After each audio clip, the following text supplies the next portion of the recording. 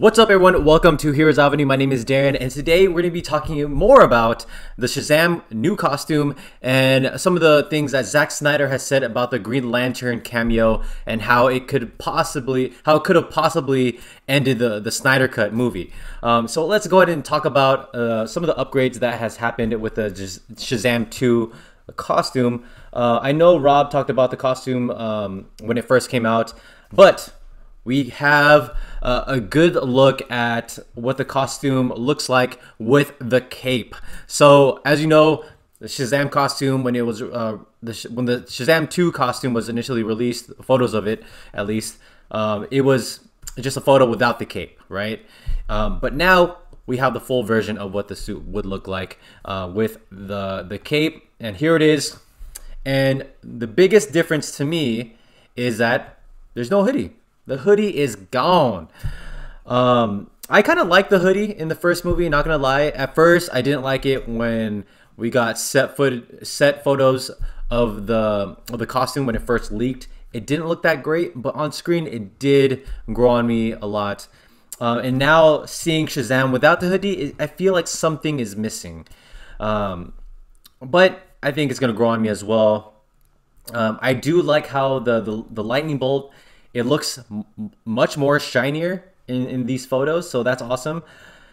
I personally would have hoped, or I guess I hoped that they would have gone more old school with a Shazam 2 costume, like with the whole sash, and I wish that they kind of went with the whole, you know, the cape hanging on the side.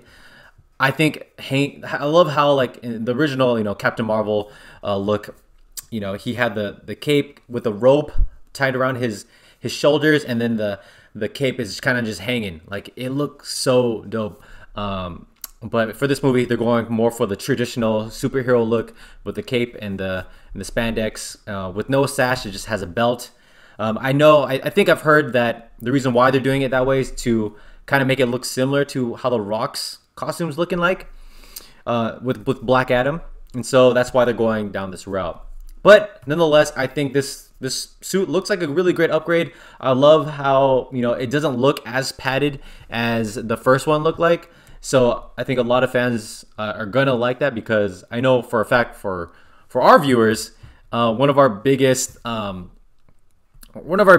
controversy like videos in Heroes Avenue is one of our old Shazam videos where we talked about the padded suit.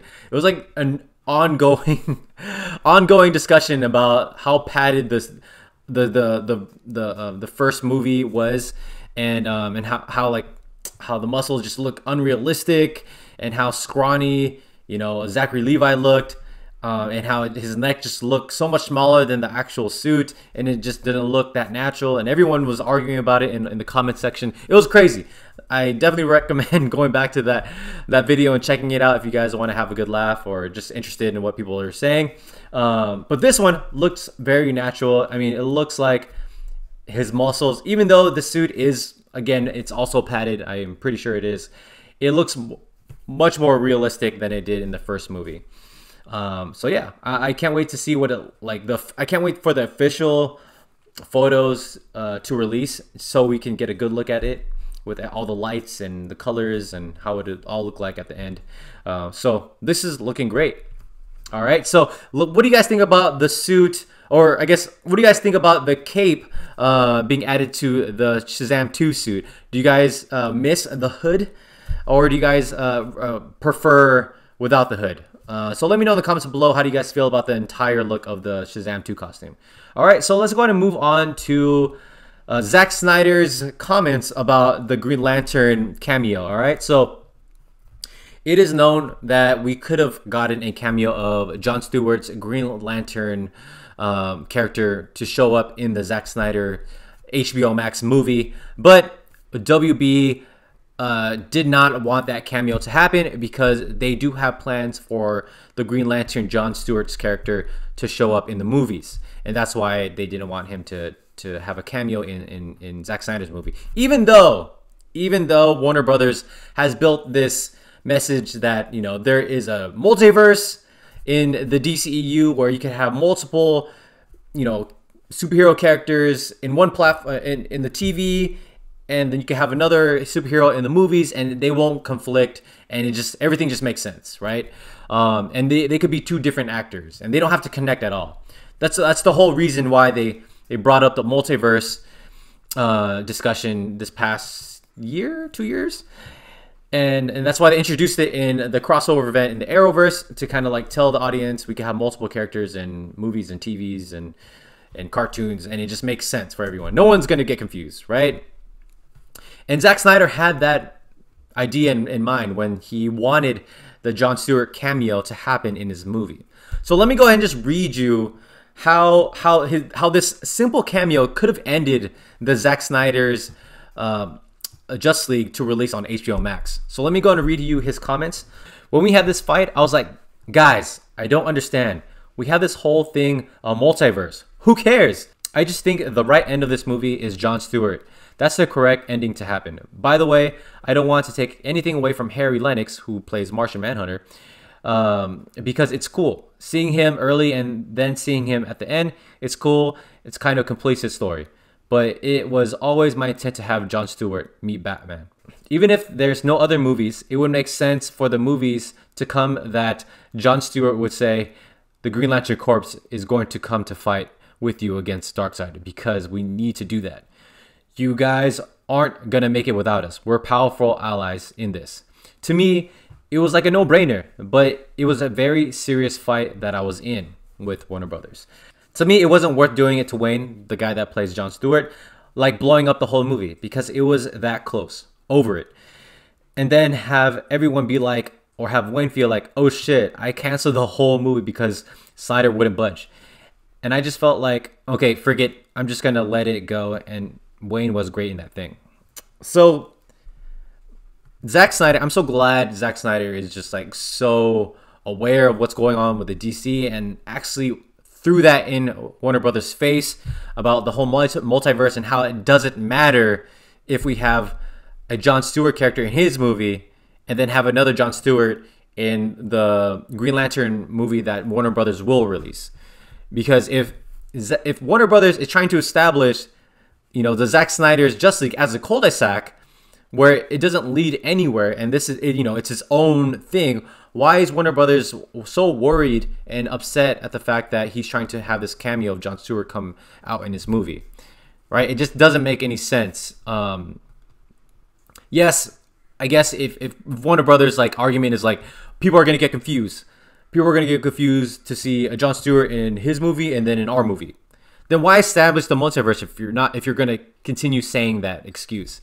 And then they could also say that they want the first impression or the first introduction of Jon Stewart to be in our movie.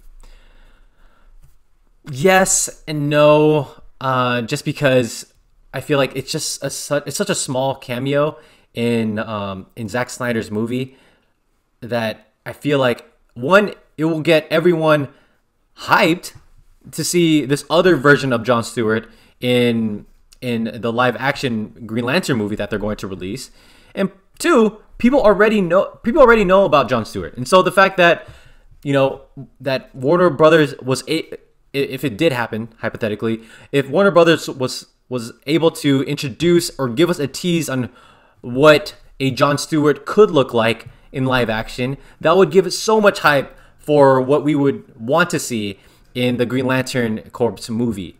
And then I guess the third excuse would be like I don't know, like maybe if Warner Brothers was so concerned about if Wayne T. Carr, the actor who was going to cameo as Jon Stewart in the Zack Snyder's Justice League, if they were to introduce Wayne as Jon Stewart, maybe it would conflict with fans wanting more Wayne T. Carr to show up in the movie version, in his own movie.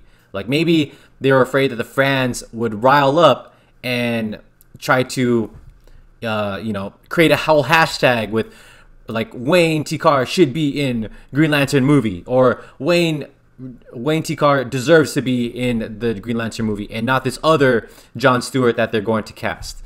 Maybe they were afraid of that, like because they know how strong the DC fan base is, maybe they just didn't want another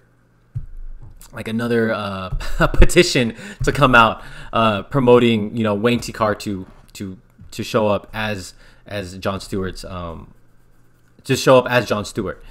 I don't know. I could see three reasons why, but at the end of it all, if you're going to establish the multiverse, all that washes away. Like, if you fully believe in your multiverse, you know, excuse or answer, all that washes away and you don't have to worry about anything at all. Like, how many times do we see, like, there's, like, in the comic books, it's you know, they established the multiverse from the get, right? We have different versions of Superman. We have a teenage Superman, you know, Earth 1 Superman. And then we have like we have the different Superman from like Injustice, and then we have the, I guess, the definitive version of Superman in just like the regular Action Comics, and then you have different versions of Superman, like Superman Red Sun. If you know where I'm going with this, like there's a bunch of versions of Superman out there, different stories of Superman out there, where it makes sense to have because it's called a multiverse. Like, even though they may not all be connected, there's different versions of Superman because there's different, you know, multiverses out there, and so that can happen. And so that's what they're trying to establish in the movieverse. And so the fact that they're stating that, they shouldn't worry about Jon Stewart showing up in Zack Snyder's Justice League. So that's kind of like my rant about that. So what do you guys think about all this? How do you guys feel about the Shazam costume, seeing it in full scope? And how do you guys feel about Zack Snyder's comments about how this little Jon Stewart cameo could have potentially destroyed the release of the Justice League movie? So let me know in the comments below. Like this video, subscribe to our channel, and I'll see you guys again. Bye.